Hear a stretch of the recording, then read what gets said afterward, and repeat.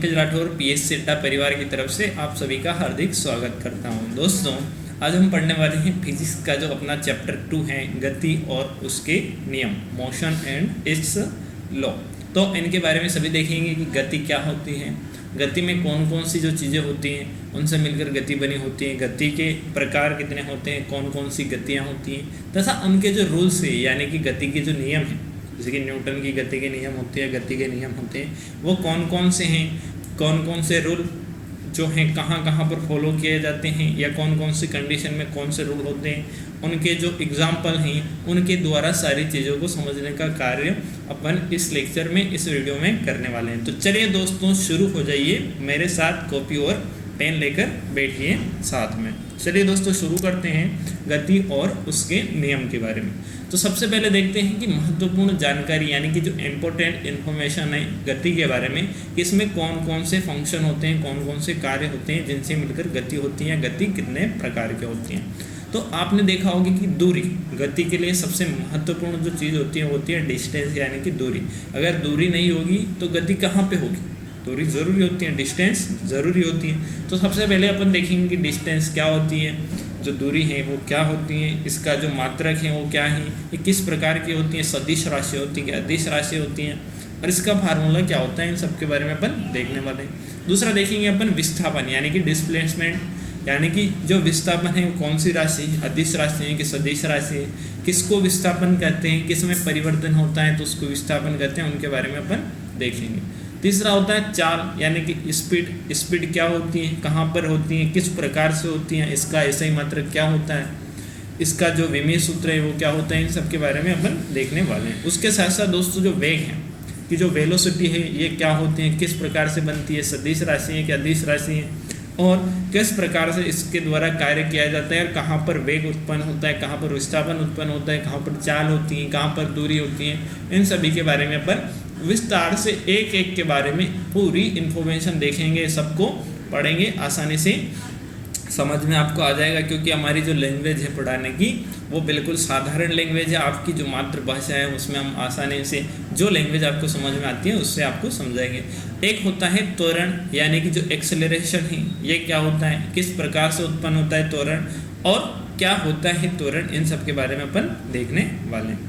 दोस्तों, सबसे पहले देखते हैं अपन दूरी के बारे में यानी कि डिस्टेंस के बारे में।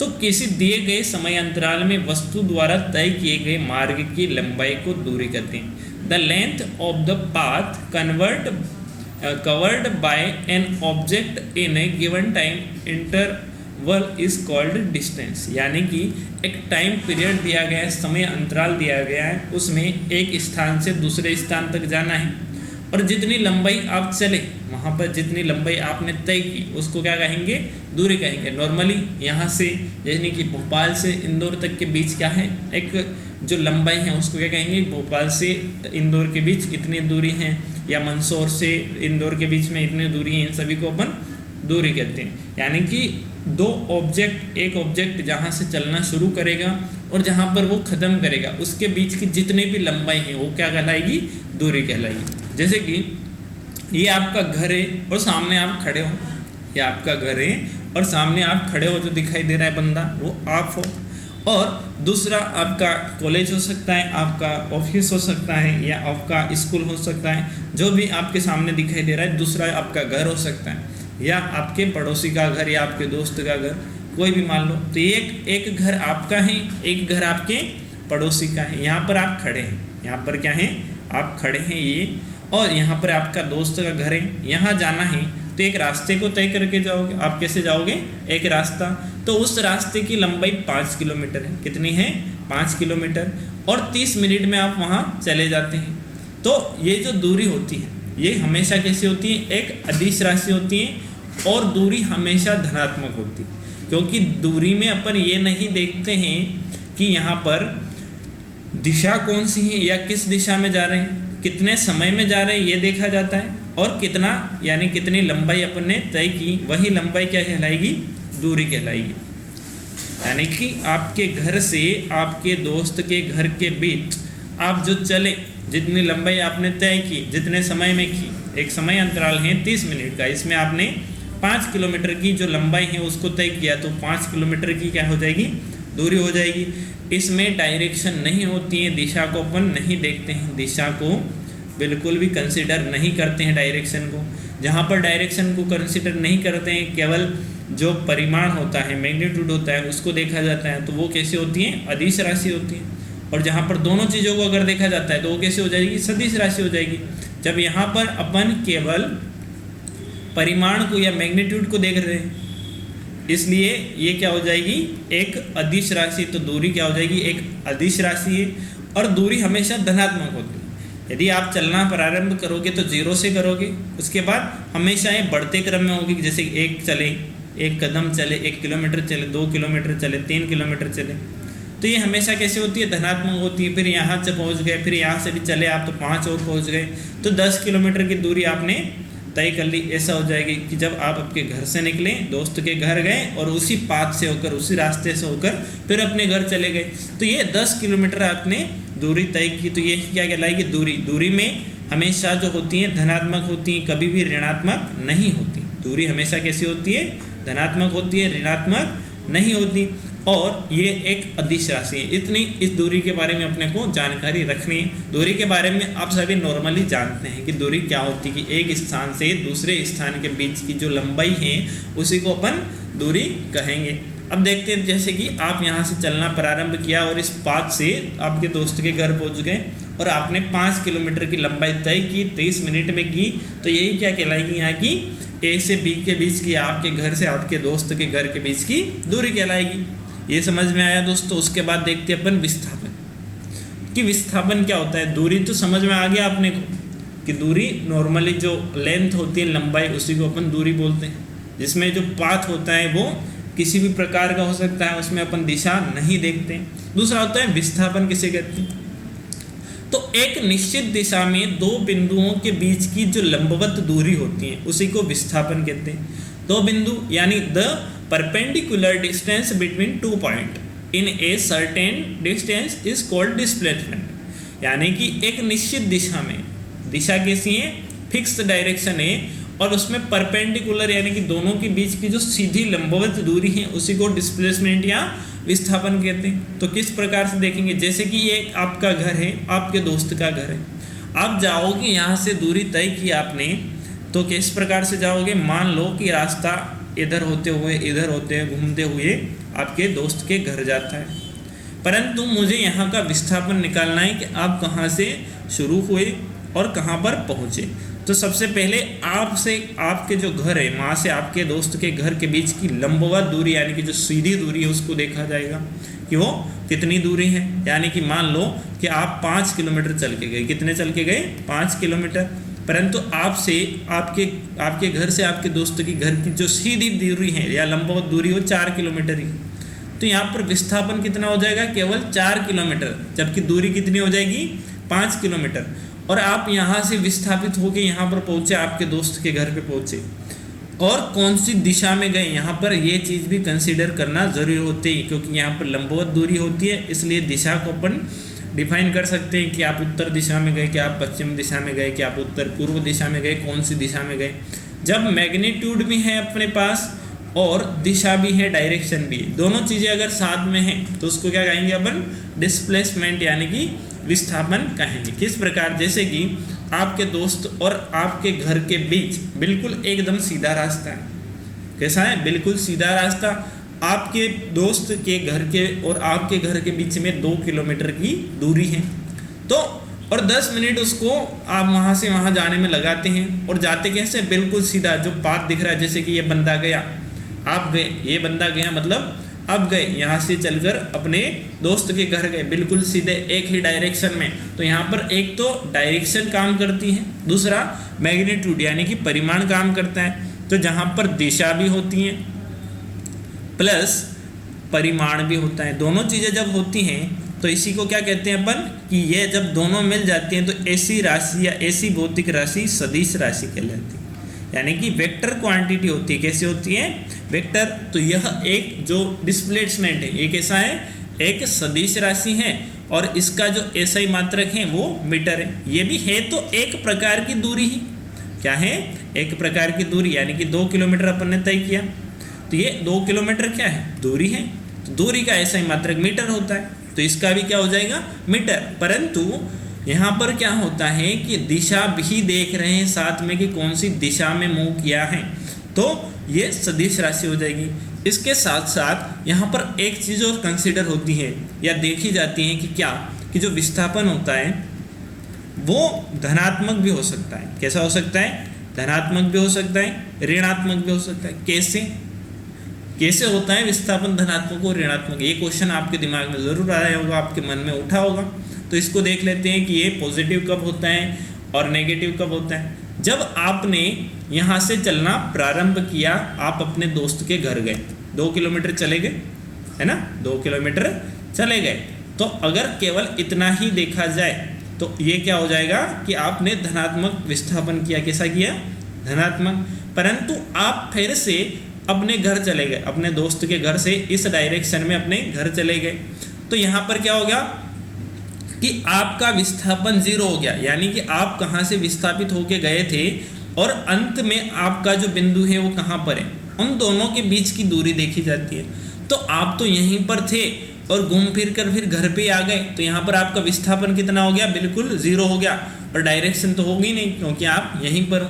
अगर मान लो आप और पीछे चले गए, अपने घर से और पीछे चले गए या दूसरी डायरेक्शन में चले गए, दोस्त के घर की विपरीत दिशा में या उल्टी दिशा में चले गए, यहाँ पर आप पहुँच गए, यानी कि आप हैं और अपने दोस्त के घर की उल्टी दिशा में पहुँच गए। तो यहाँ पर जब पहुँचे तो 5 किलोमीटर दूसरी दिशा में चले गए, तो यहाँ पर आपका विस्थापन, यानी कि पहले आप दोस्त के घर गए, फिर आपके घर आए और वहाँ से यहाँ चले गए, तो आपका जो टोटल विस्थापन होगा वो इस दिशा में होगा। कौन सी दिशा में?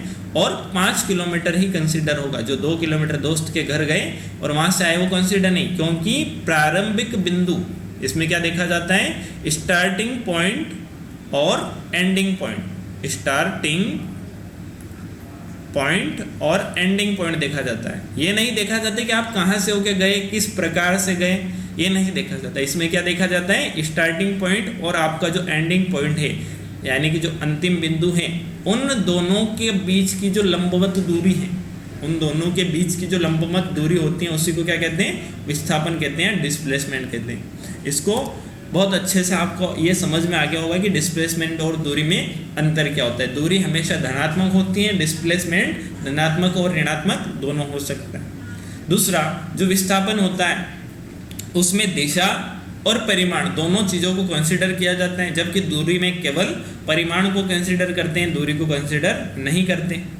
तीसरा ये होता है कि जो विस्थापन है वो सदिश राशि होती है और जो दूरी होती है वो अदिश राशि होती है, और इन दोनों का ऐसा ही मात्रक तो मीटर ही होता है, क्योंकि विस्थापन भी एक प्रकार की दूरी है। दोस्तों मेंस के हिसाब से बता रहा था ये, क्योंकि मेंस में कभी दूरी और विस्थापन में अंतर लिखने को दे दे आपको 3 नंबर, तो ये इसमें अंतर हो सकते हैं, इसमें डिफरेंस हो सकते हैं। समानता क्या है कि दोनों एक प्रकार की दूरी ही है या दोनों एक प्रकार की लंबाई है, जिसे मीटर में मापते हैं। कैसे मापते हैं? मीटर में, और इनका ऐसा ही मात्रक भी क्या होता है? मीटर होता है। तो ये सारी चीज़ें हैं विस्थापन और दूरी से रिलेटेड। अब देखते हैं दोस्तों अपन चाल के बारे में, कि जो स्पीड है वो क्या होती है और किस प्रकार की स्पीड है ना बनाई जाती है, क्या होती है, इसको देखते हैं। तो किसी वस्तु द्वारा एकांक समय में चली गई दूरी चाल कहलाती है। किसी वस्तु द्वारा एकांक समय में चली गई दूरी क्या कहलाती है? चाल कहलाती है। The distance travelled by an object in unit time is called speed. Unit time या एकांक समय किसे कहेंगे? जैसे कि 1 मिनट, 1 सेकेंड या 1 आवर। एक जो घंटा होता है या एक जो आवर होता है उसको अपन क्या मानेंगे कि ये इकाई समय है, एकांक समय है। क्या है? यूनिट टाइम, यानी कि 1 घंटे में, 1 सेकेंड में या 1 मिनट में। तीनों की अलग अलग चाल निकलती है, सेकेंड में अलग निकलती है, आवर में अलग निकलती हैं। और जो मीटर प्रति सेकेंड एक तो इस प्रकार से होती है, जो चाल होती है वो मीटर प्रति सेकेंड होती है, 1 किलोमीटर प्रति घंटा होती है। तो इसको कन्वर्ट कैसे करते हैं वो भी अपन देखेंगे, जो कि मैथ्स के लिए इंपॉर्टेंट होता है, हालांकि अपने लिए इंपॉर्टेंट नहीं होता है। मिनट में भी देख सकते हैं कि चाल किस प्रकार से होती है। तो ये 3 प्रकार से इसको देख सकते हैं। जैसे कि आप यहाँ पर हैं, आप कहाँ पर हैं? इस जगह पर हैं। आपने बाइक उठाई और आप यहाँ पर चले गए, और जाने का जो आपका पाथ था वो इस प्रकार से था कि आप रास्ते में इस प्रकार से घूमते हुए इस डेस्टिनेशन पर या इस बिंदु पर पहुंच गए। जब आप यहाँ से पहुँचे तो आपने 5 किलोमीटर की दूरी तय की। कितनी करी? 5 किलोमीटर की दूरी करी तय, और आपको यहाँ जाने में 2 घंटे का समय लगा, है ना, 2 आवर का या 2 घंटे का समय लगा। आप साइकिल से गए, 5 किलोमीटर जाने में आपको 2 घंटे का समय लगा। तो अगर आपकी यहाँ पर स्पीड निकाली जाए, क्या निकाली जाए? स्पीड। तो अपने को तो एकांक समय में निकालनी होती। स्पीड को कैसे निकाल दें? एकांक समय में। एकांक यानी कि या तो 1 आवर होना चाहिए, 1 सेकेंड होना चाहिए। तो ये दोनों अपन किलोमीटर और घंटे में अगर इनको देख रहे हैं तो यहाँ पर क्या होना चाहिए? 1 आवर होना चाहिए। अगर 2 घंटे में 5 किलोमीटर चले तो 1 घंटे में 2.5 किलोमीटर चले। कितने चले? 2.5 किलोमीटर 1 घंटे में। और यही स्पीड हो जाएगी कि 2.5 किलोमीटर प्रति घंटा प्रति आवर। ये क्या हो जाएगी? आपकी स्पीड हो जाएगी। अगर आपने 60 किलोमीटर चले और 1 घंटे में चले, कितने में चले? 1 आवर में चले 60 किलोमीटर, तो वो कैसे निकालेगी? वो डिस्टेंस किस प्रकार से, वो जो चाल है वो किस प्रकार से निकलेगी? जैसे कि 1 घंटे में देखना होता है अपने को कि 1 घंटे में कितना चला, तो 60 किलोमीटर चला, 60 किलोमीटर प्रति घंटा, ये क्या हो जाएगी? आपकी स्पीड हो जाएगी। और अच्छे तरीके से इसको समझने की कोशिश करते हैं। जैसे कि एक पाथ है, एक रास्ता है जो दिखाई दे रहा है। ये आप हैं, साइकिल उठाई आपने और चलना प्रारंभ कर दिया। ये यहाँ से यहाँ पहुँच गए, फिर यहाँ पहुँच गए, यहाँ पहुँच गए, फिर यहाँ और अंतिम बिंदु पर आप पहुँच गए। यानी कि आपने यहाँ से साइकिल उठाई या यहाँ से चलाना प्रारंभ किया और एंड में कहाँ चले गए? यहाँ पे चले गए। यहाँ पर आपकी जो साइकिल है यहाँ पर जाके आपने खड़ी कर दी और यहाँ पर क्या है? आपका स्टार्टिंग पॉइंट है। तो यहाँ से आप कब चले? यानी कि ये 50 किलोमीटर की डिस्टेंस है। कितनी डिस्टेंस है टोटल? या दूरी कितनी है? 50 किलोमीटर। और यहाँ जाने में आपको 1 घंटा लगा। कितना समय लगा? यहाँ से यहाँ जाने में 1 घंटा लगा। तो आपकी स्पीड क्या हो जाएगी? 50 किलोमीटर प्रति घंटा। आपकी स्पीड क्या हो जाएगी? 50 किलोमीटर प्रति घंटा। किस प्रकार से होगी मैंने बताया, क्योंकि इकाई समय में या एकांक समय में, यूनिट टाइम में जो डिस्टेंस आप चलते हैं, या किलोमीटर में चलो या मीटर में चलो, तो वो क्या कहलाएगी? चाल कहलाएगी। इसके अलग अलग फॉर्म होते हैं, जैसे कि इसको किलोमीटर प्रति घंटा में भी कंसिडर करते हैं या किलोमीटर प्रति आवर में, और साथ साथ मीटर प्रति सेकंड में भी इसको कंसिडर किया जाता है। 2 तरीक़ों से इसको कंसिडर किया जाता है, देखा जाता है। अगर छोटी डिस्टेंस होती है, छोटा समय होता है, तो उसको मीटर प्रति सेकंड में देखा जाता है, और बड़ी डिस्टेंस और बड़ा समय अगर साथ में होता है तो उसको किलोमीटर प्रति आवर के साथ देखा जाता है। इसको कन्वर्ट भी कर सकते हैं अपन, मीटर प्रति सेकंड को किलोमीटर प्रति आवर में भी कन्वर्ट कर सकते हैं, और किलोमीटर प्रति आवर को मीटर प्रति सेकंड में कन्वर्ट कर सकते हैं। तो ये जो चाल है ये एक अदिश राशि है। इसमें डायरेक्शन नहीं देखी जाती, डायरेक्शन बिल्कुल भी इसमें देखी नहीं जाती कि आप कहाँ से कहाँ गए। केवल क्या देखा जाता है? परिमाण देखा जाता है, और जो समय है वो भी क्या है? परिमाण है, और जो आपकी दूरी है वो भी क्या है? परिमाण है। तो इन दोनों को जब कंसिडर किया जाता है तो ये कैसी हो जाएगी? एक अदिश राशि हो जाएगी। यहाँ पर डायरेक्शन का कोई भी रोल नहीं होता है कि आप किस डायरेक्शन में गए, है ना, और कितना गए ये देखा जाता है, किस डायरेक्शन में गए ये नहीं देखा जाता है। तो यह एक स्केलर क्वांटिटी है, एक अदिश राशि है, और इसका जो एसआई मात्रक होता है वो मीटर प्रति सेकेंड होता है। क्या होता है? मीटर प्रति सेकेंड और मीटर प्रति सेकेंड होता है, या किलोमीटर प्रति घंटा भी इसका एक मात्रक होता है। और यह कैसी है? एक अदिश राशि है। उसके अलावा आप देखते हैं वेग की जो वेलोसिटी है वो क्या होती है, जो वेग है वो क्या होती है। जैसे कि किसी वस्तु द्वारा एकांक समय में तय किया गया विस्थापन वेग कहलाता है। The displacement travelled by an object is unit time is called velocity. यानी कि एक ऑब्जेक्ट के द्वारा, एक वस्तु के द्वारा, एक व्यक्ति के द्वारा एकांक समय में तय किया गया विस्थापन। विस्थापन में डायरेक्शन होती है, ये देखते हैं अपन कि विस्थापन में क्या देखते हैं अपन? डायरेक्शन देखते हैं कि यह व्यक्ति कितने समय में कितना, या एकांक समय में कितना चला, यानी कि इस प्रकार से, और एक ही डायरेक्शन में चला। कौन सी दिशा में चला? तो यहाँ पर एक तो प्रारंभिक बिंदु देखेंगे विस्थापन है, और एक अंतिम बिंदु देखेंगे। कहाँ से होकर गया वो नहीं देखा जाएगा इसमें, ये इसे घूम के गया ये नहीं देखा जाएगा, केवल इसका प्रारंभिक बिंदु और इसका अंतिम बिंदु देखा जाएगा। यही विस्थापन होता है। तो एकांक समय में, यानी कि 1 घंटे में या 1 सेकेंड में ये कितना चला, वो क्या हो जाएगा, एकांक समय होगा, उसमें ये कितना चला, और वही क्या हो जाएगा, इसका वेग हो जाएगा, वेलोसिटी हो जाएगा। तो इसको किस प्रकार से देखते हैं, जैसे कि ये व्यक्ति है, ये एक पाथ है बिल्कुल सीधा, ये गया तो किसी भी, अपन विस्थापन देख रहे हैं तो बिल्कुल सीधा पाथ देखेंगे कि ये, इसको मानेंगे कैसे कि इस डायरेक्शन में पहुंचा वहाँ पर, और इसका पाथ कैसा था, बिल्कुल सीधा, और ये 50 किलोमीटर प्रति घंटे की स्पीड से पहुंचा। कैसे पहुंचा, 50 किलोमीटर प्रति घंटे की स्पीड से पहुंचा, जैसे कि ये वहाँ से वहाँ चला गया, और इन्होंने बिल्कुल सीधा रास्ता तय किया। तो जो विस्थापन है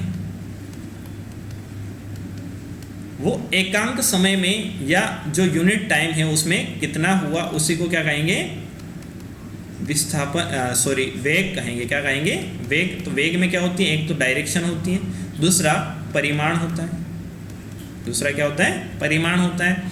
और बोल सकते हैं कि जो चाल है वो अदिश राशि है, परंतु जो वेग है वो कैसा हो जाएगा, सदिश राशि हो जाएगी। वो कैसी हो जाएगी, सदिश राशि। तो यह एक वेक्टर क्वांटिटी है, सदिश राशि है, और इसका SI मात्रक जो होगा वो भी क्या होगा, मीटर प्रति सेकेंड, या दूसरा मात्रक क्या हो जाएगा, किलोमीटर प्रति आवर हो जाएगा। तो वेग समझ में आया कि वेग किसे कहते हैं, कि प्रारंभिक बिंदु तथा अंतिम बिंदु के बीच, प्रारंभिक बिंदु तथा अंतिम बिंदु के बीच कितनी दूरी है ना, या प्रारंभिक बिंदु या अंतिम बिंदु के बीच क्या होता है, विस्थापन होता है। तो किस डायरेक्शन में है और कितना है और कितने समय में है, उसी से क्या निकाला जाता है, वेग या वेलोसिटी निकाली जाती है। तो विस्थापन जो एकांक समय में होता है उसको क्या कहते हैं, वेग या वेलोसिटी कहते हैं। अब देखते हैं दोस्तों, त्वरण किसे कहते हैं, एक्सेलरेशन किसे कहते हैं। तो किसी वस्तु के वेग में परिवर्तन की दर को त्वरण कहते हैं। The rate of change in velocity of an object is called acceleration. यानी कि कोई वस्तु है किसी वेग से चल रही है, तो ऐसा नहीं होता कि हर स्थान पर उसका वेग या हर समय उसका वेग क्या है, बराबर है। कहीं पर वेग ज़्यादा होगा तो कहीं पर कम होगा, कहीं पर ज़्यादा, जैसे कि यहाँ 60 किलोमीटर प्रति घंटा है इसका वेग, आगे जाने पर 50 किलोमीटर प्रति घंटा रहेगा, है ना। कि जैसे कि आप सीधे रास्ते पे चल रहे हो तो यहाँ पर क्या होगा, आपका वेग होगा। पर ये जो वेग में परिवर्तन हो रहा है समय के साथ, इसी को क्या कहेंगे, त्वरण कहेंगे, एक्सेलरेशन कहेंगे।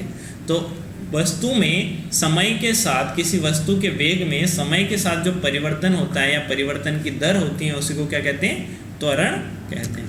इसको किस प्रकार से देखेंगे, जैसे कि ये व्यक्ति है, बाइक लेके आया है और यहाँ पर घूम रहा है, तो इसका वेग क्या हो रहा है, परिवर्तन हो रहा है समय के साथ। तो इसको क्या कहेंगे कि समय के साथ जो वेग में परिवर्तन हो रहा है इसके, उसको अपन क्या कहेंगे, त्वरण कहेंगे। जैसे कि बाइक चल रही है, कभी धीरे कभी ज़्यादा तेज़ चल रही है, कभी धीरे चल रही है, तो इसमें क्या हो रहा है, परिवर्तन हो रहा है, इसमें वेग में परिवर्तन। तो इसी को क्या कहेंगे अपन, एक्सेलरेशन या त्वरण कहेंगे।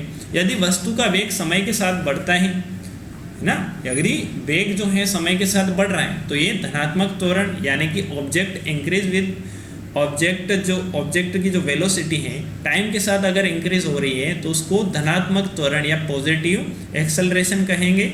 और यदि समय के साथ वेग घटता है तो इसको मंदन या ऋणात्मक त्वरण, या इसको अपन नेगेटिव एक्सेलरेशन या डिसिलेरेशन बोल सकते हैं, या मंदन बोल सकते हैं। तो ये चीज़ें होती हैं एक्सेलरेशन से रिलेटेड, कि वेग में समय के साथ जो परिवर्तन होता है उसी को क्या कहते हैं, त्वरण कहते हैं। त्वरण धनात्मक भी होता है, त्वरण ऋणात्मक भी होता है। जो ऋणात्मक होता है उसे मंदन कहते हैं, और धनात्मक किसे कहते हैं कि अगर समय के साथ वेग बढ़ रहा है, जैसे कि आपने बाइक स्टार्ट करी, एक सीधे रास्ते पे जा रहे हैं आप, है ना, एक सीधे रास्ते पर बाइक लेके जा रहे हैं, तो होगा क्या कि स्पीड धीरे धीरे बढ़ेगी, तो वहाँ पर जो त्वरण उत्पन्न होगा वो कैसा होगा, धनात्मक त्वरण। और जब आप रुकने वाले होंगे कहीं पर, स्पीड ब्रेकर आ जाएगा तो आप वेग कम करोगे, बाइक की चाल को कम करोगे। अगर एक ही डायरेक्शन में तो वेग कम होगा, तो वो मंदन या ऋणात्मक त्वरण कहलाएगा। अब देखते हैं दोस्तों अपन कि इसका SI मात्रक क्या है।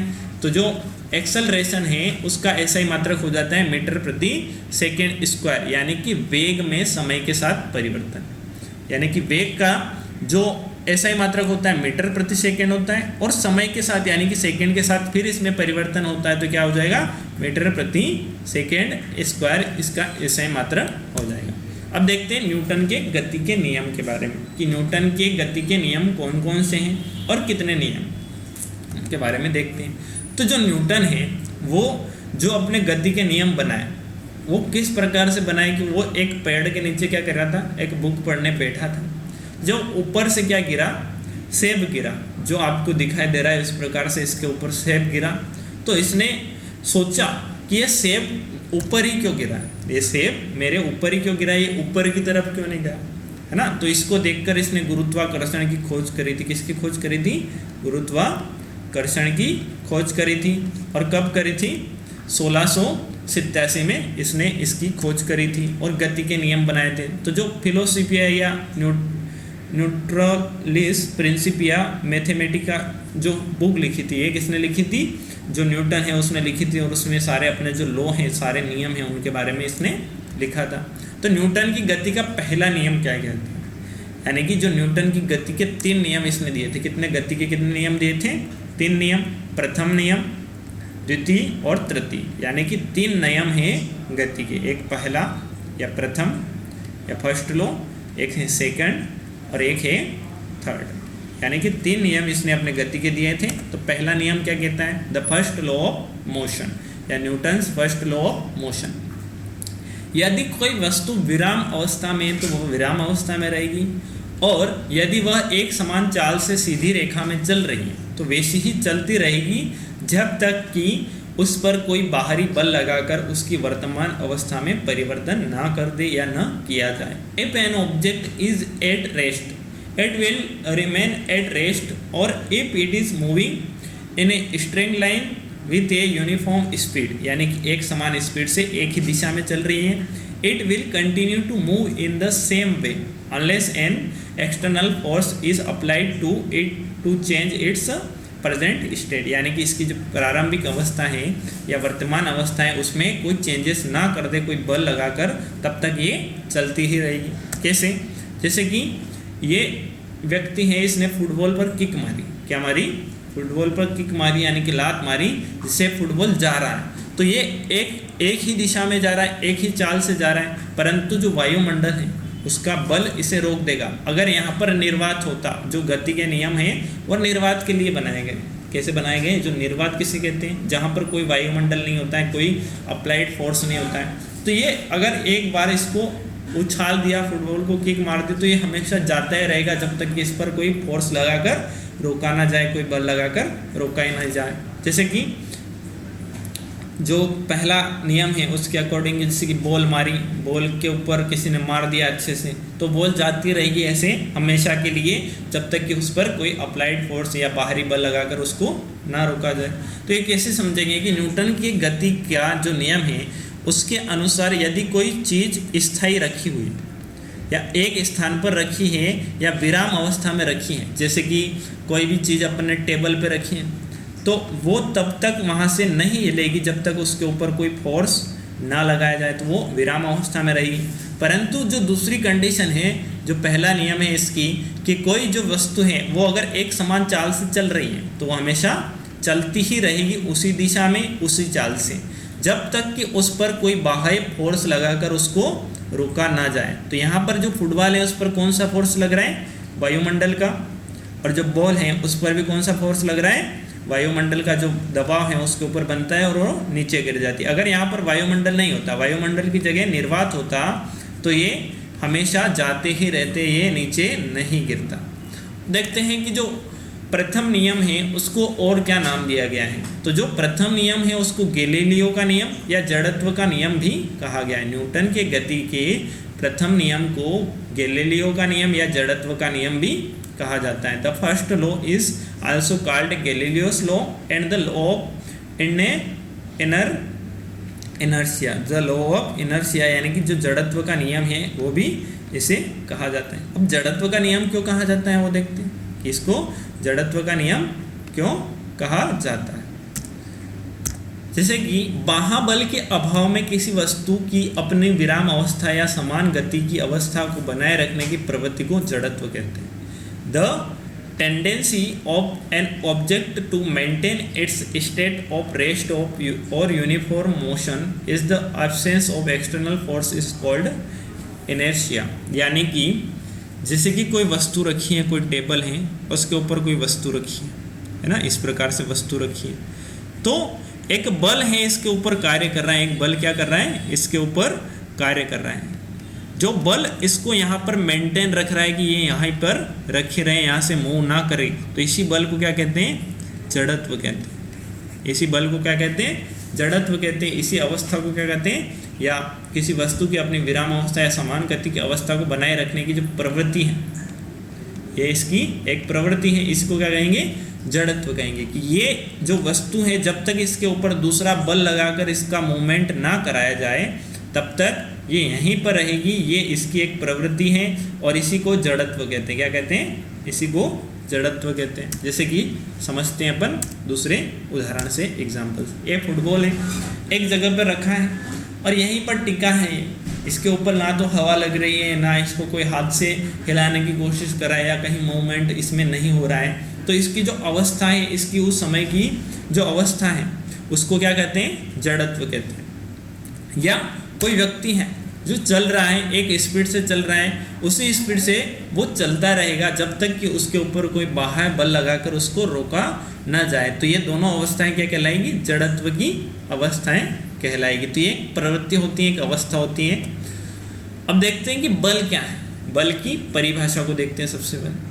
तो बल वह बाह्य कारक है जो किसी वस्तु की प्रारंभिक अवस्था में परिवर्तन करता है या परिवर्तन करने की चेष्टा करता है। डेफिनेशन ऑफ फोर्स क्या है, force is that external factor which change to tries to change the initial state of an object. जैसे कि यहाँ पर कोई वस्तु रखी है, यहाँ पर कोई वस्तु रखी है किसी स्थान पर, कोई आएगा व्यक्ति और अपने हाथ से इस वस्तु को धक्का मार के इधर पहुंचा देगा। तो जो धक्का उसने मारा वही क्या है, बल है।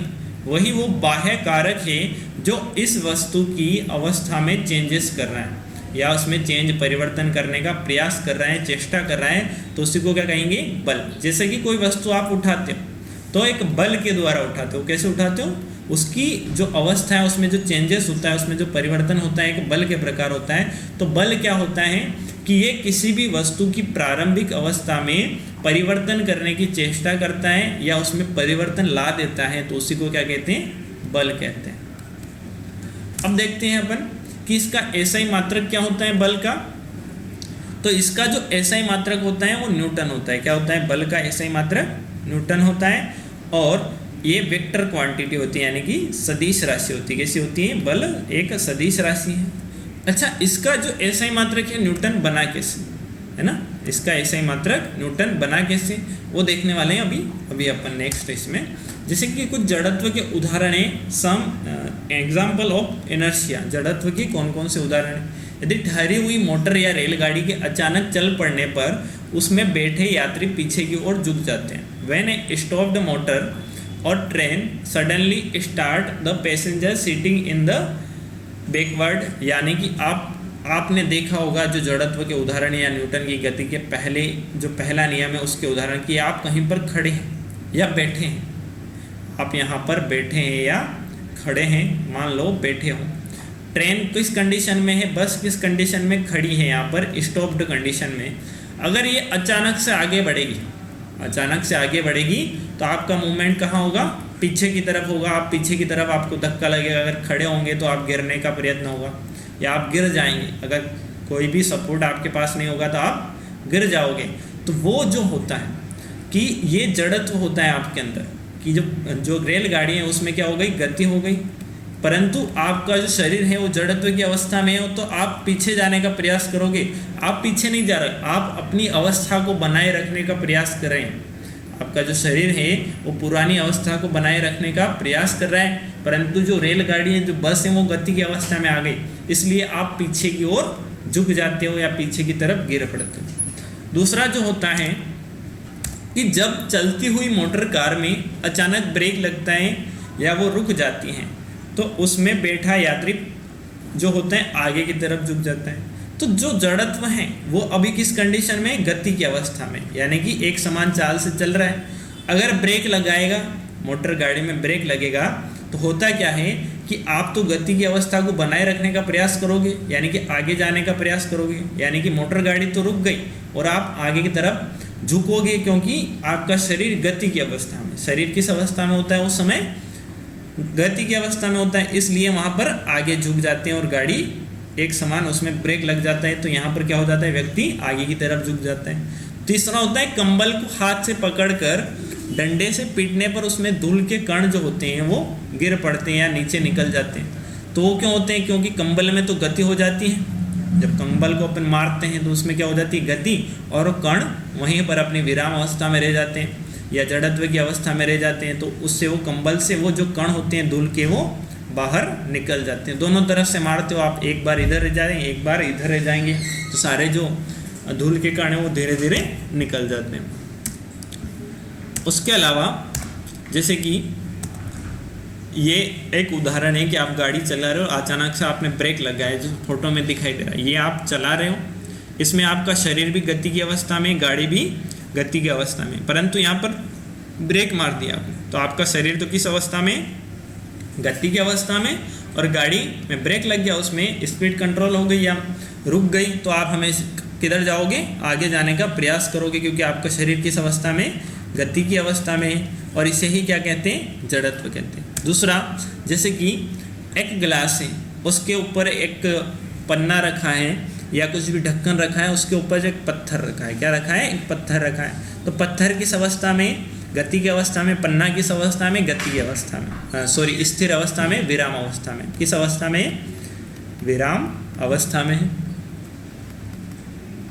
दोनों जगह विराम अवस्था में। यहाँ पर पत्थर भी विराम अवस्था में और जो पन्ना है वो भी विराम अवस्था में। जब आप पन्ने को अपनी उंगली से मारोगे तो यहाँ पर पत्थर गति की अवस्था में नहीं आएगा, केवल क्या आएगा, पन्ना जो होगा वो गति की अवस्था में आएगा, और जो पत्थर होगा वो अपनी जड़त्व के कारण इस पानी के अंदर गिर जाएगा। तो इस उदाहरण से भी अपन जड़त्व को समझ सकते हैं, जड़त्व को इससे भी अपन समझ सकते हैं। अब देखते हैं न्यूटन की गति का दूसरा नियम या Newton's second law of motions, ये क्या होता है या दूसरा नियम क्या कहता है।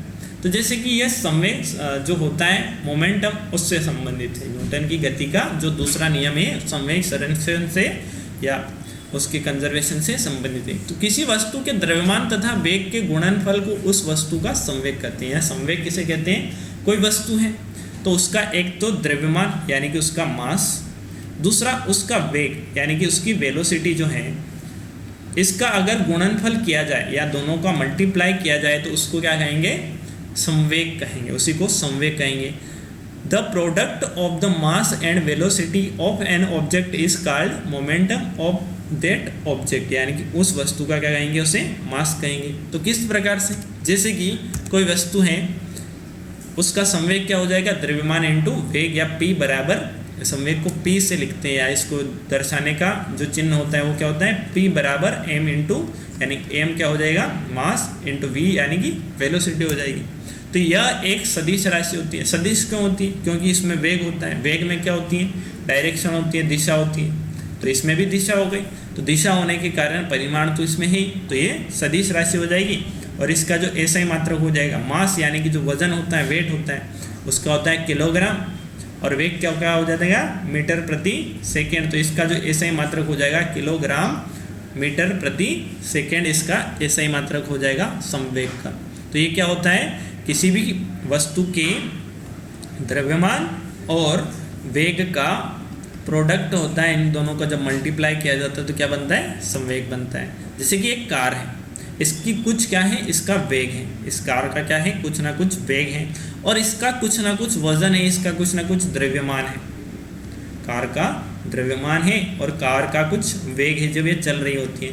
तो यहाँ पर अगर संवेग निकालना होता है, क्या निकालना होता है, संवेग, तो कैसे निकालते हैं, जैसे कि ये 50 किलो की कार है, तो यहाँ पर द्रव्यमान कितना हो जाएगा, इसका 50, और इसकी 50 किलोमीटर प्रति घंटा की स्पीड है, तो 50 किलोमीटर प्रति, यानी कि जो 50 किलोमीटर चली, मीटर प्रति सेकेंड यानी कि कितने समय में चली, 1 घंटे में चली। तो इसको पहले तो अपन मीटर प्रति सेकेंड में करेंगे, 50 किलोमीटर प्रति घंटा को काय में कन्वर्ट करेंगे, मीटर प्रति सेकेंड में, और उसके बाद इसका क्या निकालेंगे, संवेग निकाल लेंगे। तो जो न्यूमेरिकल आते हैं संवेग से, वेग से, विस्थापन से, इनको भी अपन जो नेक्स्ट के जो अपनी क्लासेस होगी उनमें करने वाले हैं।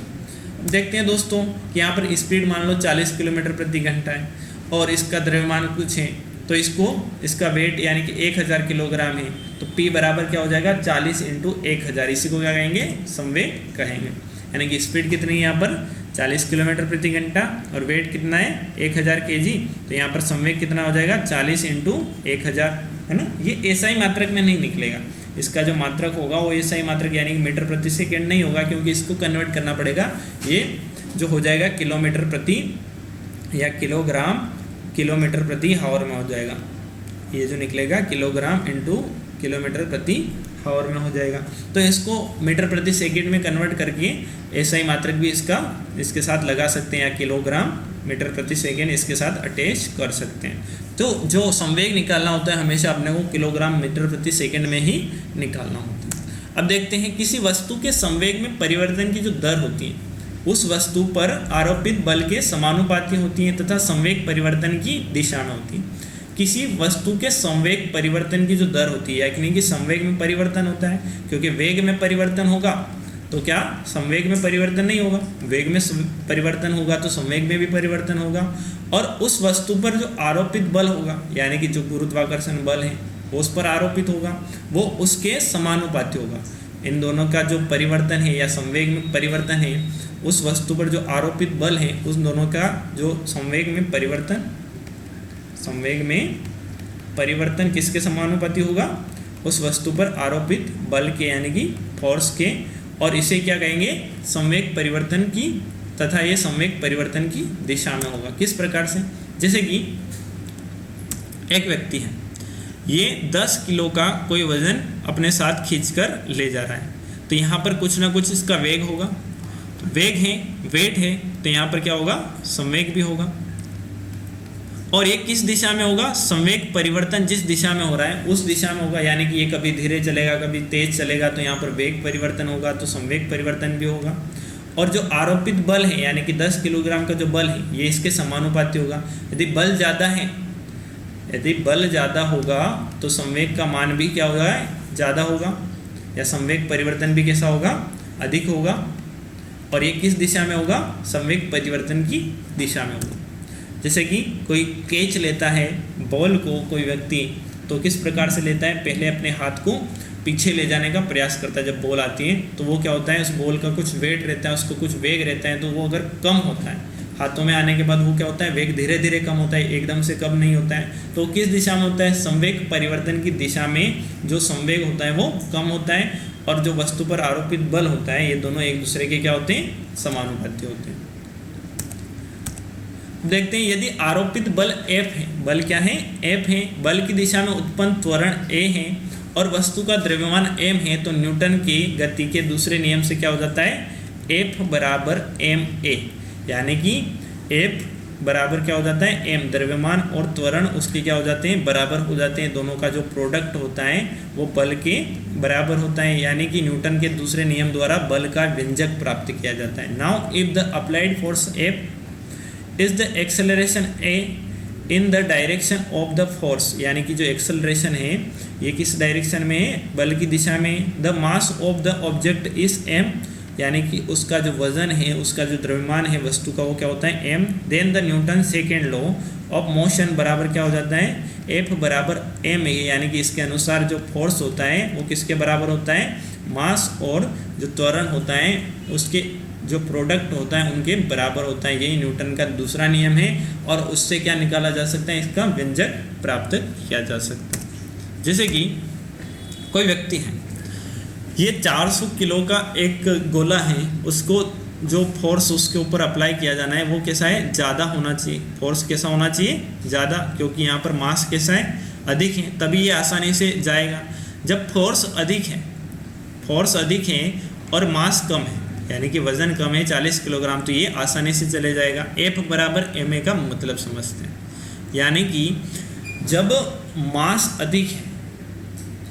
अधिक है और फोर्स कम है, मास अधिक है और फोर्स कम है, फोर्स F का मान कम है, m का मान अधिक है, तो a का मान कैसा होगा, कम होगा, क्योंकि इसको इक्वल भी तो करना पड़ेगा। तो यहाँ पर त्वरण यानी कि जो वेग में परिवर्तन होगा या वेग होगा वो कैसा होगा, कम होगा, यानी कि इसमें ज़्यादा समय लगेगा, ज़्यादा इसमें फोर्स की आवश्यकता है। यदि F का मान बढ़ गया तो A का मान भी बढ़ जाएगा, क्योंकि मास तो अधिक है, मास तो अपने पास क्या है अधिक है। यदि फोर्स का मान भी अपन ने बढ़ा दिया तो ए का मान ऑटोमेटिकली बढ़ जाएगा, त्वरण का मान बढ़ जाएगा, तो इसमें परिवर्तन भी आसानी से हो जाएगा, यानी कि ये एक स्थान से दूसरे स्थान पर आसानी से चला जाएगा। जब फोर्स अधिक है और मास कम है तो त्वरण भी कैसा होगा, अधिक होगा, क्योंकि फोर्स तो अधिक है। इस प्रकार ये छोटा गोला यानी कि 40 किलोग्राम का जो वस्तु है इसको आसानी से ये व्यक्ति धकेल सकता है, जबकि 400 किलोग्राम की जो वस्तु है उसको धकेलने में ज़्यादा बल की आवश्यकता होती है। ये इसको ऐसे समझ सकते हैं अपन न्यूटन की गति के दूसरे नियम को। बाल को कैच करते समय हाथ जो पीछे ले जाता है वो भी न्यूटन की गति के दूसरे जो नियम है उसका उदाहरण हो जाता है। जंप के मैदान में बालू रेत का बिछाना या जो जंप का मैदान होता है उसमें बालू रेत को क्यों बिछाया जाता है, ताकि आपका वेग जो होता है, आपका संवेग होता है वो कम हो जाए और आपको जो चोट है वो कम आए। गोली का शरीर में घुसना, ये सभी क्या हो जाएंगे, न्यूटन की गति के दूसरे नियम के उदाहरण हो जाएंगे। अब देखते हैं अपन न्यूटन की गति का तीसरा नियम क्या कहता है। Newton's third law of motion, इसके अनुसार प्रत्येक क्रिया के बराबर परंतु विपरीत दिशा में प्रतिक्रिया होती है। For every action there is an equal but opposite reaction, यानी कि प्रत्येक जो क्रिया होती है उसके विपरीत दिशा में प्रतिक्रिया होती है। किस प्रकार से, जैसे कि बंदूक से गोली चलाने पर चलाने वाले को पीछे की ओर धक्का लगता है। कोई बंदूक से गोली चलाता है तो उसको पीछे की तरफ धक्का लगता है जब गोली जाती है, तो गोली का जो वेग होता है सामने की दिशा में होता है, जबकि बंदूक का वेग या क्रिया हो रही गोली चलने की उसके इक्वल अलग डायरेक्शन में, उसकी जो विपरीत दिशा है उसमें क्या होता है, अपोजिट डायरेक्शन में एक रिएक्शन होता है, प्रतिक्रिया होती है, इसलिए उसको पीछे की तरफ भी उतना ही धक्का लगता है। तो जो पीछे जो बंदूक चलाने वाला होता है वो पीछे की तरफ धक्का लगता है, उसका जो फोर्स होता है उससे वो जो प्रतिक्रिया है वो कम हो जाती है। और जो नाव से किनारे पर कूदने पर जो नाव होती है वो पीछे की तरफ हट जाती है, जैसे कि, और रॉकेट उड़ाने में सहायक होता है। जैसे कि रॉकेट उड़ रहा है तो इसमें क्या होता है, एक रॉकेट के द्वारा जो ईंधन होता है उसके द्वारा नीचे की तरफ क्या लगाया जाता है, बल लगाया जाता है, एक क्रिया की जाती है, तो उसके विपरीत दिशा में रॉकेट जो होता है उसके साथ भी क्या होती है, एक क्रिया होती है और वो उड़ने लगता है। जो रॉकेट का सिद्धांत है वो न्यूटन की जो गति का तृतीय नियम है उसके ऊपर ही आधारित होता है। जैसे कि कोई गोली चलाता है तो उसको पीछे की तरफ धक्का लगता है, या जो गन है उसको यूज़ करता है तो जब गोली निकलती है तो पीछे की तरफ भी वो धक्का मारती है। ये भी न्यूटन की गति के तीसरे नियम का उदाहरण हो जाएगा। और जब कोई नाव से कहीं उतरता है किनारे पर, तो नाव में से जब निकलने की कोशिश करता है, कूदने की कोशिश करता है, तो नाव पीछे की तरफ चली जाती है, यानी कि अपन आगे की तरफ जा रहे हैं, नाव पीछे की तरफ जा रही है, तो ये क्या हो जाएगी, क्रिया के विपरीत प्रतिक्रिया। क्या हो जाएगी, क्रिया के विपरीत प्रतिक्रिया। तो इसे ही क्रिया प्रतिक्रिया नियम भी कहा जाता है। यही न्यूटन की गति का तीसरा नियम है। अब देखते हैं अपन संवेग संरक्षण का सिद्धांत क्या है, या principle of conservation of momentum, या संवेग संरक्षण का सिद्धांत क्या है। यदि कणों के किसी समूह या निकाय पर कोई बाह्य बल नहीं लग रहा है, कणों का कोई समूह है या निकाय है उस पर किसी प्रकार का कोई फोर्स अप्लाई नहीं हो रहा है, तो उस निकाय का कुछ संवेग नियत रहता है, यानी कि टक्कर के पहले और बाद का संवेग बराबर होता है। If no external force is acting on a group of particles or a system, then some momentum of that system remains constant. That is the momentum before and after the collision is equal. यानी कि इसको एक उदाहरण के द्वारा समझते हैं। जैसे कि एक कार है और इसके विपरीत दिशा में एक ट्रक आ रही है, दोनों आमने सामने से आ रही है, और जब ये दोनों आपस में मिलेंगी तो टकराएगी। जब ये टकराएगी तो इनका जो संवेग होता है वो उस समय क्या रहता है, नियत रहता है, क्योंकि इनके ऊपर कोई बाह्य बल नहीं लगता है। तो टक्कर के पहले और बाद में जो इनका संवेग होता है वो कैसा रहता है, नियत रहता है। जब रॉकेट उड़ता है तो न्यूटन की गति के तीसरे नियम के तहत उड़ता है, जो कि आपको दिखाई दे रहा है। इसमें क्या होता है कि जो ईंधन है वो नीचे की तरफ धक्का लगाता है, नीचे की तरफ फोर्स लगाता है, और इसके विपरीत प्रतिक्रिया में रॉकेट ऊपर की तरफ उड़ता है। दोस्तों, वीडियो को अंत तक देखने के लिए आपका बहुत बहुत धन्यवाद। क्वालिटी अगर आपको चाहिए पढ़ने में तो आपको PS चड्ढा को सब्सक्राइब करना पड़ेगा। PS चड्ढा के यूट्यूब चैनल को सब्सक्राइब ज़रूर करें दोस्तों। वीडियो अगर पसंद आया हो तो लाइक करें और अपने दोस्तों में शेयर ज़रूर करें। दोस्तों, PS चड्ढा की जो ऐप है और वेबसाइट है, इस पर MPPSC की जो प्री की एग्ज़ाम होने वाली 2021 में और जो 2022 में होगी उसके लिए टेस्ट सीरीज़ अवेलेबल है। PSC अड्डा की ऐप पर बहुत सारा फ्री कंटेंट आपको आसानी से अवेलेबल हो जाएगा। ये जो प्री के लिए जो टेस्ट सीरीज़ बनाई है दोस्तों, ये मात्र 99 रुपये में उपलब्ध हैं। इसको अधिक जानने के लिए आप हमारी वेबसाइट पर यानी कि www.pscadda.com पर विज़िट भी कर सकते हैं।